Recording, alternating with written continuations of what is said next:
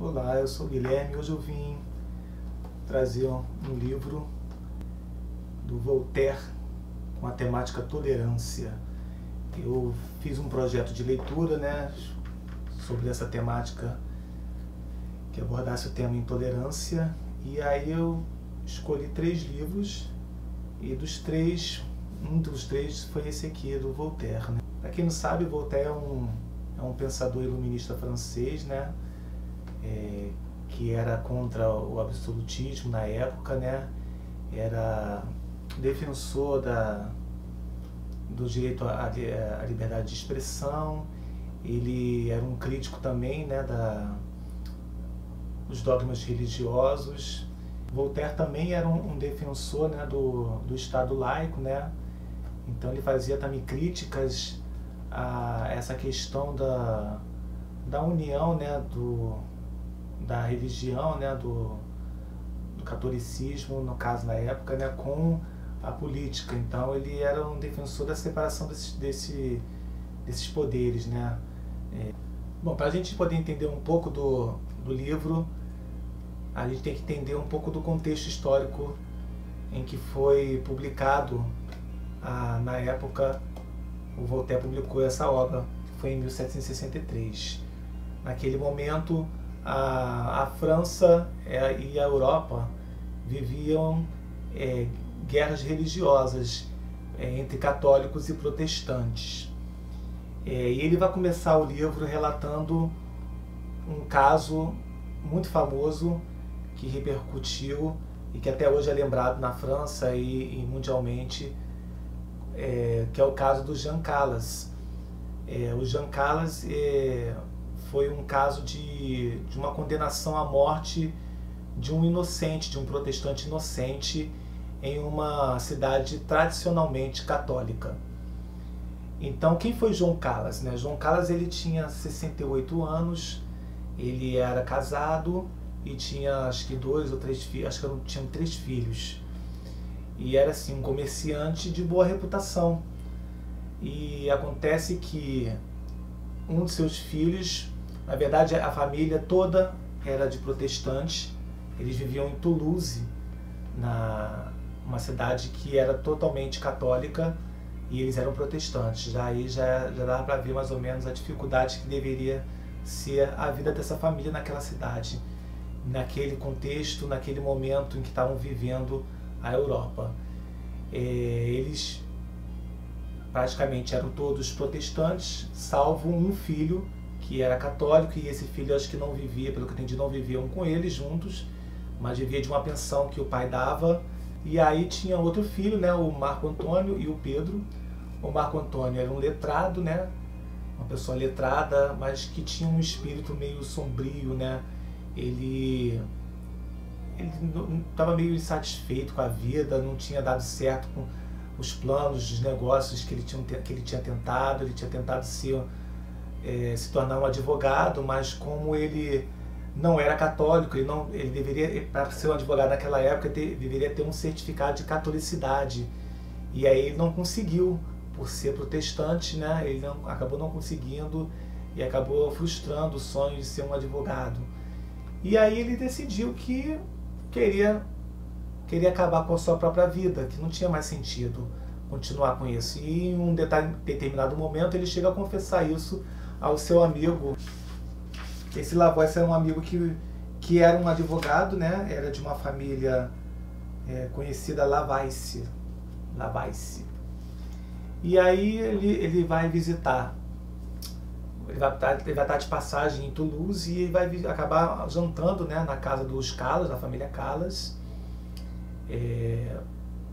Na verdade, acho que aí foi isso mesmo, ele acaba indo lá jantar, e aí em um determinado momento, quando eles terminam de jantar, aí o Pedro, o outro filho, e o Lavoisier, seu amigo, já se preparando para ir embora, acabam se deparando com o Marco Antônio enforcado, pendurado na porta, né? Então ele acabou com a vida dele ali, e eles acabam levando um susto, a família acaba levando um susto sem entender nada. E chega um certo momento que a cidade ali, o povo da localidade acaba se aglomerando ao redor da casa, e em determinado momento um fanático louco, né, sai de dentro da casa ou dali ao redor, acaba gritando, condenando, acusando o pai, né, de ter enforcado o filho. E aí, depois dessa acusação, surgiram várias outras, diversas acusações. O povo acabou criando várias outras acusações. E aí, depois de várias acusações, ele foi acusado, né, o pai foi acusado de ter matado o filho por ódio, né, pelo filho querer se tornar, aderir à religião católica. E aí acabaram se desenrolando uma história trágica, porque a família toda acabou sendo acusada, né, da morte do filho, inclusive a criada, que era católica, que vivia lá há 30 anos na casa de Jean Calas, e o próprio amigo do Pedro, do Marco Antônio, né, o Lavaisse, também acabou sendo acusado. Foram em julgamentos, todos eles, e aí, só que no final acabou que o Jean Calas que foi condenado, né? Os outros tiveram uma pena mais branda, e só o Jean Calas que foi condenado à morte. O caso ele tomou tamanha proporção, né, que movimentou toda a cidade ali de maioria católica, e aí aquele ódio, né, dos católicos, que os católicos tinham, né, dos protestantes, acabaram sendo, como é que eu vou dizer assim, aflorando mais assim o caso, né, e chegando a um estágio de loucura mesmo, de acusações loucas sem sentido, porque o rapaz, quando foi enforcado, ele não tinha indícios de nenhuma hematoma, de que tinha sido forçado, de que tinha sofrido alguma lesão, e nada disso. E o pai de 68 anos, gente, já era um velho, já com uma perna inchada. Eu acho que o Voltaire chega até a falar que chega a ser impossível, ele não teria forças para poder enforcar, pegar a força o filho e tentar colocá-lo numa corda no pescoço e enforcá-lo, porque o filho era muito mais forte do que ele. Então era uma acusação assim descabida. Eles não tinham provas nenhuma também, todas as provas levavam a comprovar a inocência do pai. Mas no momento do julgamento, né, os juízes, sofrendo a pressão da população católica daquela cidade, né, acabou por decidir pela morte do Jean Calas, né? E Jean Calas foi morto inocentemente, e anos depois, no final do livro, tem uma passagem que fala o caso foi reaberto, e aí finalmente, já depois de ter passado, eu acho que o calor desse conflito, né, dos protestantes com os católicos, eles puderam julgar novamente, e aí eles conseguiram julgar minuciosamente, né, avaliaram, né, as provas minuciosamente, e finalmente a família conseguiu ser inocentada. Mas o caso ficou emblemático, né, como um símbolo de intolerância religiosa, né, até onde a intolerância religiosa pode levar, pode chegar, né, a chegar à morte de um inocente. Aí eu separei algumas partes aqui do livro que eu achei interessante, né. Tem uma parte aqui que ele vai falar que o capítulo 1 é da história do Calas, e aí depois tem a questão, no capítulo 5, Voltaire vai se questionar sobre a questão da tolerância, se a tolerância é perigosa e em quais povos é permitida a tolerância. E aí ele vai falar uns trechos bem interessantes aqui. Ele vai dizer: a examinar com profundidade se devemos temer de fato que a amabilidade produza as mesmas revoltas que a crueldade faz surgir. E tem um outro texto também bem interessante que ele fala: a filosofia, essa irmã da religião, desarmou as mãos que a superstição havia por tanto tempo ensanguentado, e o espírito humano, despertando de sua embriaguez, ficou assustado com os excessos a que o fanatismo havia levado. E aí tem umas partes aqui que ele fala sobre a questão, né, a segunda parte, né, que é quais povos permitiram a tolerância. E aí ele vai tratar de uns casos soltos. Ele vai falar sobre a questão do bispo de Varme, na Polônia, né, que tinha um anabatista, capataz da sua fazenda, e um sociniano, que era uma seita que tinha ali perto, acho que na Polônia. E esse sociniano era o cobrador dele. E foi proposto a esse bispo que expulsasse e perseguisse porque ele não acreditava na consubstanciação, e o outro porque não tinha batizado o filho senão aos 15 anos completos. E aí ele respondeu que ambos seriam eternamente condenados no outro mundo, mas que neste mundo lhe eram extremamente necessários.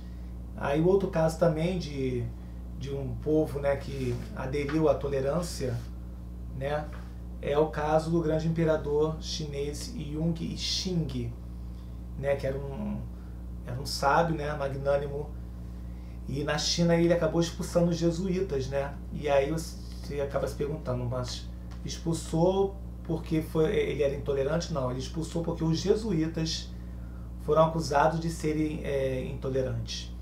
E aí tem um outro caso também dos japoneses, também bem interessante, que ele fala que os japoneses foram um exemplo de tolerância e de humanidade, e que tinham 12 religiões pacíficas que estavam estabelecidas naquele império, até os jesuítas chegar e pregar a 13ª. E aí, não querendo suportar as outras, acabou alavancando numa guerra civil, e isso acabou desolando o país. A religião cristã foi afogada nas ondas de sangue, e os japoneses fecharam seu império para o resto do mundo. Quer dizer, antes dos cristãos chegarem ali, os jesuítas, o Japão ele convivia muito bem com 12 religiões já estabelecidas ali. Com a chegada, né, dos cristãos, eles acabaram querendo implantar a 13ª, mas não, como a gente sabe, não quiseram, não aceitavam as outras religiões, e nisso acabou eclodindo numa guerra civil ali, né, onde até então as religiões viviam em paz. Quando uma acabou chegando querendo se sobrepor sobre as demais, a guerra civil se instalou e foi um banho de sangue. E aí o Japão decidiu fechar as portas, né, pro mundo, e não deixar mais que nenhuma religião entrasse naquele território. Ele também vai citar um outro caso também interessante de povos que permitiram a tolerância, que os denominados Quakers. Não sei se vocês já ouviram falar, né? Os Quakers eram uma sociedade de homens, né, que pregavam a paz, ensinavam a paz ao resto dos homens. E inicialmente os Quakers eles iniciam lá na Inglaterra. Só que eles são perseguidos pelo Carlos II, e dali eles saem foragidos, correm foragidos para os Estados Unidos e se instalam ali, e até hoje é muito conhecida ali, aquela região, é uma região ali dos Estados Unidos, né? Ele cita aqui a Pensilvânia, né, no caso. E ele relembra, né, que eles conseguiram fazer isolar ali uma pátria feliz, construir uma pátria feliz ali, numa comunidade feliz entre eles, e tolerante, né? Aí tem uma outra parte também, que é uma pergunta que ele faz: como a tolerância pode ser admitida? E aí ele responde, tem um texto que ele fala assim, bem interessante: quanto mais seitas houver, menos cada uma delas é perigosa. A multiplicidade as enfraquece. Todas são reprimidas por leis justas que proíbem assembleias tumultuosas, as injúrias, e que estão sempre em rigor pela força coercitiva. Já no capítulo 6, ele vai se questionar se a intolerância é de direito natural ou de direito humano. E aí ele vai definir o direito natural como aquele que a natureza indica a todos os homens, e o direito humano seria aquela questão, aquela máxima, né, de não faça o que não gostaria que ele fizesse. E aí no final ele vai acabar falando no último parágrafo, ele vai acabar finalizando esse capítulo assim: o direito da intolerância é absurdo e bárbaro. é o direito dos tigres, porque os tigres não dilaceram senão para comer, enquanto nós nos dilaceramos por causa de alguns parágrafos.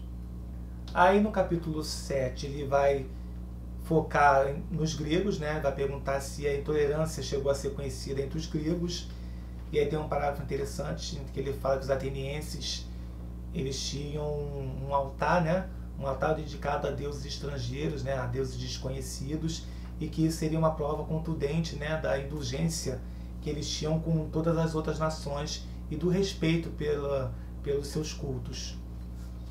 Aí no capítulo seguinte ele vai tratar dos romanos, né? Se no capítulo anterior ele tratou dos gregos, no próximo ele vai questionar se os romanos foram tolerantes.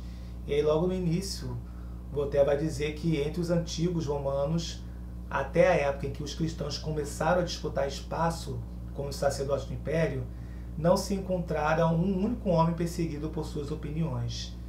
Então dá-se a entender que no início, os romanos, no início de Roma, né, eles eram tolerantes. E que a coisa se agravou depois com a chegada dos cristãos, né, tentando tomar espaço ali e se envolvendo na parte política, né, e aí misturando política com religião, acaba não dando muito certo. Aí tem uma frase bem interessante aqui de Sêneca, né, que ele fala: nada há depois da morte, e a própria morte não é nada. Eu achei bem interessante essa frase aqui de Sêneca. Aí deixa eu ver um outro pedaço legal que eu achei para compartilhar com vocês. Tem esse pedaço aqui no capítulo 11, vai falar sobre os abusos da intolerância.